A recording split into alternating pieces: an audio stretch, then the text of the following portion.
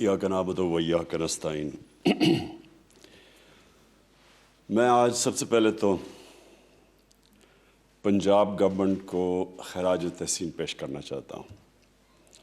आपने सुना कि उन्होंने कितनी डिटेल्स के अंदर ये स्कॉलरशिप प्रोग्राम जो रहमतुल आलमीन की शैडो में किया जा रहा है, कितनी डिटेल्स उन्होंने की। इंटरमीडिएट मैट्रिक में स्कॉलरशिप्स देना, इंटरमीडिएट में, और फिर अंडर ग्रेजुएट।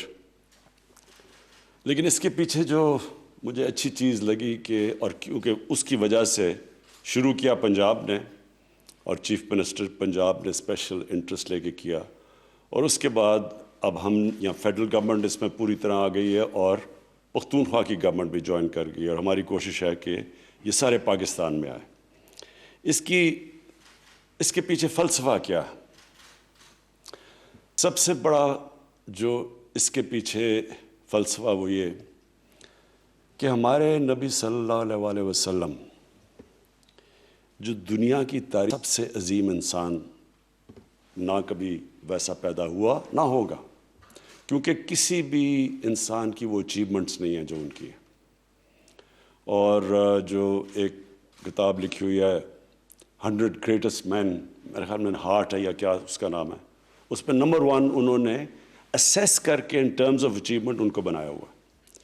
तो मुझे जो बड़ी हैरत हुई, मैं तकरीबन पाकिस्तान की जितनी पाकिस्तान की उम्र है उतनी मेरी उम्र है, और मैंने यहाँ कभी भी एक एफर्ट नहीं देखी अपने मुल्क में कि जो सबसे दुनिया की तारीख़ का अजीम आदमी है उसको हम मस्जिद से निकाल के अपनी हर रोज़ की ज़िंदगी में उनको शामिल करें।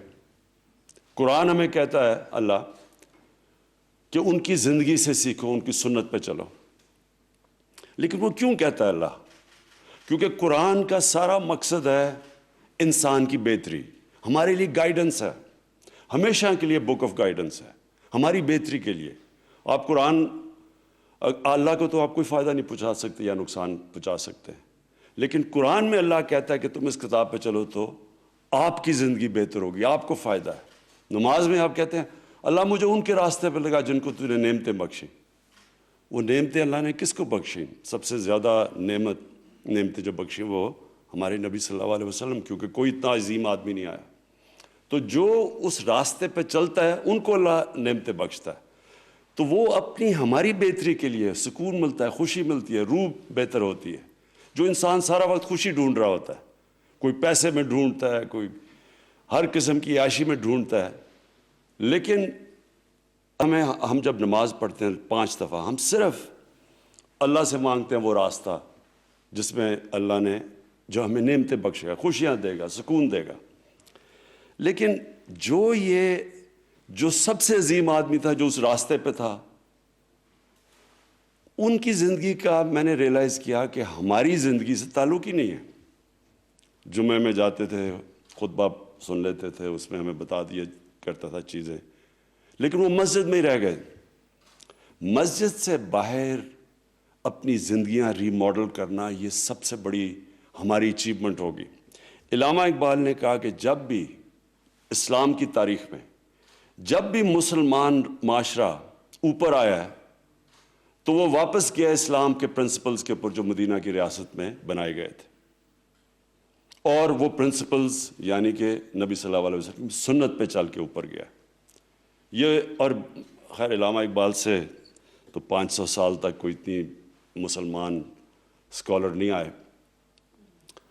तो जो इसका मकसद है, हमारी गवर्नमेंट का मकसद है कि हमारे नबी सल्लल्लाहु अलैहि वसल्लम को आम लोगों की ज़िंदगियों में लेके आएँ और उनकी सुन्नत पे चलने की कोशिश करें।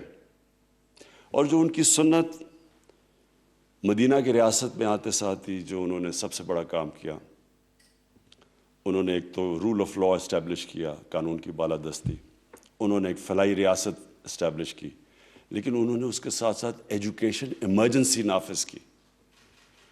गरीब लोग थे, पूरे सबके पास हथियार भी नहीं थे जंग बदर में, लेकिन जब कैदी कुफार के मक्का के कैदी जब उन्होंने पकड़े اور جو ان کو واپس کر کے پیسے بھی لے سکتے تھے ان سے. وہ روایت تھی وہاں کہ ان کے رشتہ دار پیسے دیتے تھے قیدی کو رہا کرنے میں. لیکن تب انہوں نے کہا کہ جو بھی 10 مسلمانوں کو پڑھا لکھا دے گا وہ فری ہے. یعنی پیسے سے زیادہ ترجیح دی علم کو. اور یہ جو انہوں نے جو انگریزی میں ورڈ ہے کویسٹ فار نالج، اس کو ایک سیکرڈ ڈیوٹی بنا دیا. یعنی کہ یہ بھی ایک عبادت کا حصہ بنا دیا علم سیکھنا. تو ایسے ہی نہیں دنیا کے ٹاپ سائنٹسٹ اس کے بعد کئی صدیوں تک مسلمان تھے. اور جو پھر وہ میرے خیال میں خلیفہ مامون رشید نے ہاؤس آف وزڈم قائم کیا، جدھر دنیا کی کتابیں آئیں، ٹرانسلیٹ کیا. مسلمان لیڈرز تھے، تھاٹ لیڈرز تھے. تو اس کی بنیاد رکھی گئی مدینہ میں.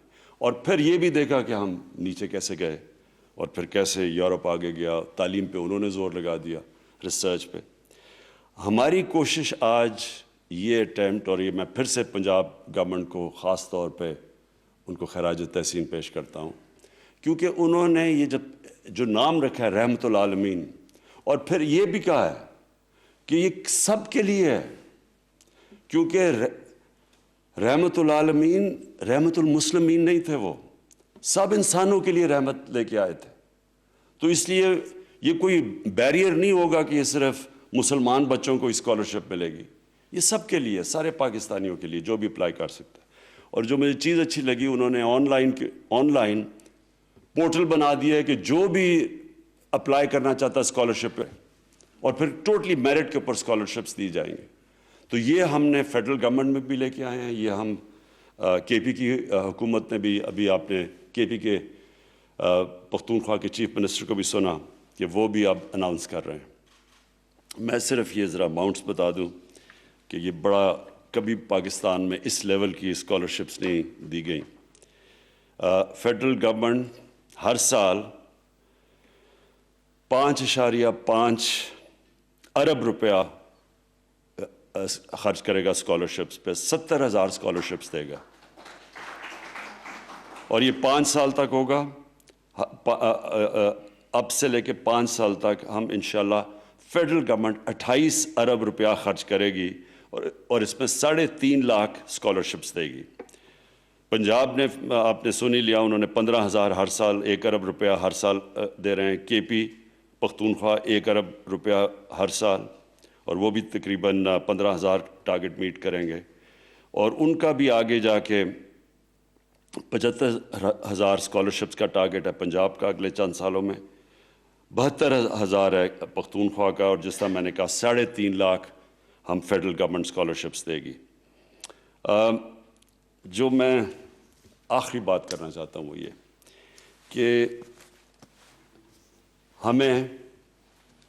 ہمیں پاکستانیوں کو ایک چیز سمجھ آنی چاہیے کہ قوم جب اوپر آتی ہے، ایک عظیم قوم بنتی ہے، تو وہ نمبر 1 میں پھر سے سٹریس کرتا ہوں، رول آف لا، قانون کی بالادستی جب تک ایک معاشرے میں قائم نہیں ہوتی وہ اوپر نہیں آ سکتا. یہ جو رول آف لا ہے، یہ جو چیز ہے، یہ سمجھنے والی چیز ہے، کیونکہ یہی بھی ہمارے نبی صلی اللہ علیہ وسلم نے کہا تھا کہ بڑی قومیں تمہارے سے پہلے تباہ ہوئیں جدھر رول آف لا نہیں تھا. مطلب رول آف لا نہیں کا مطلب کیا ہوتا ہے کہ طاقتور قانون کے اوپر ہوتا ہے، صرف غریب لوگ جیلوں میں جاتے ہیں. تو کبھی بھی ایک قوم عظیم قوم نہیں بن سکتی جو طاقتور کو قانون کے نیچے نہ لے کے آئے. اور سمپل ہے، اس کی کوئی راکٹ سائنس نہیں ہے کہ ایک کمزور آدمی کتنی بھی چوری کر لے، وہ لنڈن میں تو فلیٹ نہیں لے سکتا. لیکن جو طاقتور ہے، جو بڑے ڈاکو ہیں، وہ صرف یہی نہیں کرتے کہ ان کی چوری اربوں میں ہے، وہ پھر پیسہ باہر لے جانا پڑتا ہے کیونکہ ملک میں وہ پیسہ نظر آ جاتا ہے. تو 2 طرح نقصان پہنچاتا ہے. روپے جو آپ کی کرنسی ہے وہ بھی افیکٹ ہوتی ہے یہ منی لانڈرنگ سے. اور یہ جو فیکٹ آئی کی رپورٹ ہے یونائٹڈ نیشنز سیکرٹری جنرل کی جو پینل اس نے بنائی تھی کہ 1,000 ارب ڈالر ہر سال غریب ملکوں سے ٹیکس ہیونز میں اور امیر ملکوں میں جاتا ہے. تو یہ سارے پیسے والے لوگ لے کے جاتے ہیں، غریب لوگ نہیں لے کے جاتے. یہ جو ہمارے جیلوں میں بیچارے لوگ ہیں، یہ نہیں ہے جو یہ پیسہ باہر بھیج رہے ہیں، یہ بڑے بڑے طاقتور لوگ ہیں. تو آپ ان کو قانون کے نیچے نہیں لے کے آئیں گے کبھی بھی ملک ترقی کر ہی نہیں سکتا. تو یہ اس کے پیچھے رول آف لاء کے پیچھے, جو کہ مدینہ کی ریاست میں اسٹیبلش کیا گیا تھا. دوسری چیز ہے فلاحی ریاست. جب تک ایک عام آدمی کا سٹیک نہیں ہوتا ایک سٹیٹ میں, یعنی وہ کہے جی میرا بھی یہ ملک ہے, وہ تب کہے گا میرا ملک ہے جب ملک اس عام آدمی کی بنیادی ضروریات پوری کرے گا, اور اس کو فلاحی ریاست کہتے ہیں. یہ بھی دنیا کی تاریخ میں پہلی دفعہ بنی تھی. اور تیسری چیز تعلیم. علم کے بغیر, تعلیم کے بغیر کبھی بھی کوئی قوم اوپر نہیں جا سکتی. آج ہم یہ دیکھ لیں کہ تھوڑے سے یہودی ہیں دنیا میں, ان کی نمبر دیکھ لیں کتنے ہیں, یعنی ہر چیز میں ڈومینیٹ کرتے ہیں. تعلیم میں وہ کرتے ہیں, فائنانس میں وہ کرتے ہیں, میڈیا میں وہ کرتے ہیں, کیونکہ انہوں نے شروع سے ریئلائز کیا کہ ہم تھوڑے سے ہیں تو ہمیں تعلیم علم سیکھنا چاہیے. اور وہ ہر جگہ اب دیکھیں, مسلمان ہماری تعداد دیکھیں اور ہمارا انفلوئنس دیکھیں. تو اس لیے پاکستان کی جو ہم نے بیسز ان پرنسپلز کے اوپر رکھیں گے. ہم نے جو سٹرگل چل رہی ہے قانون کی بالادستی, یہ بڑی ابھی مشکل سٹرگل ہے اور انشاءاللہ یہ جیتیں گے.